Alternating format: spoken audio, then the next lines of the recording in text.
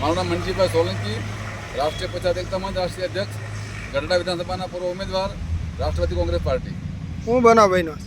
બનાવ એવો છે કે હમણે ગુજરાતમાં બે વિધાનસભાની પેટા ચૂંટણી ગઈ, એક કડી અને બીજી વિસાવદરની.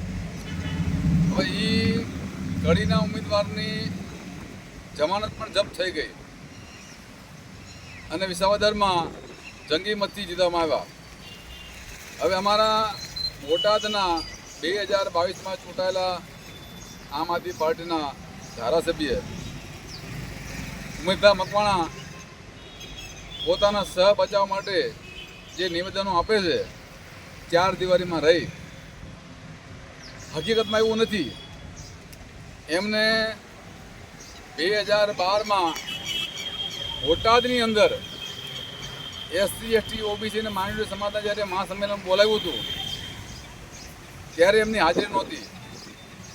પાટીદાર સમાજે ગુજરાતની માલિપા એસસી એસટી ઓબીસી અને માઇનોરિટી સમાજના જે કંઈ હકો અધિકારો છે આરક્ષણ દૂર કરવા માટે ઝુંબેશ ચલાવી, એના વિરોધમાં ક્યારે પણ આવ્યા નથી. રહી વાત એમને વિધાનસભા જીતીને ગયા ત્યારે આ તમામ સમાજના લોકોએ એમને સાથ સહકારને પોતાના પૈસા ખર્ચો કરીને જીતાડેલ છે. એમની ચા પણ અમે કોઈએ પીધી નથી. અને જ્યારથી જીતી ગયા ત્યાર પછી એકાદી વખત કદાચ મુલાકાત લીધી છે. એ પછી બોટાદની અંદર ડિમોલેશનના નામથી હજારો લારી ગલાને પાથરણાવાળાને દૂર કરવામાં આવ્યા. 100ની આસપાસ જેને મીટરો આપ્યા હતા લાઇટ કનેક્શન, એને લઈ ગયા, હજી પણ પરત કરવામાં આવ્યા નથી. હિન્દુ ધર્મના દેવી દેવસ્થાનના મંદિરો તોડી નાખવામાં આવ્યા, એની અવાજ ઉપાડી નથી. પોતાના મત વિસ્તારની માલિપા કોઈ પણ ગામની માલિપા એક લોકસભા પણ આયોજિત કરી શક્યા નથી.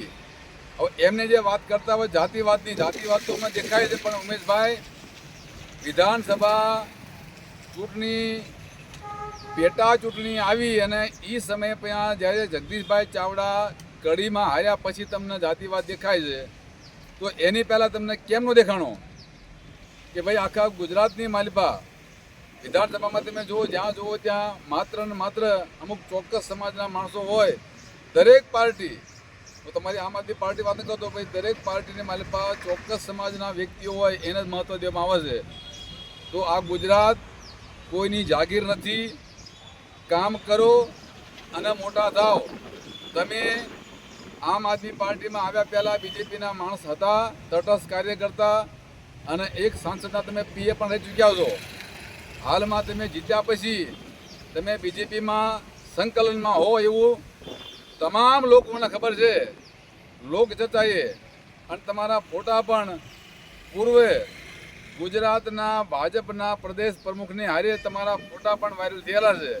એટલે તમે પોતાના સહ બચાવ માટે જે કાંઈ બોલતા હોય બોલો, તમને મુબારક છે.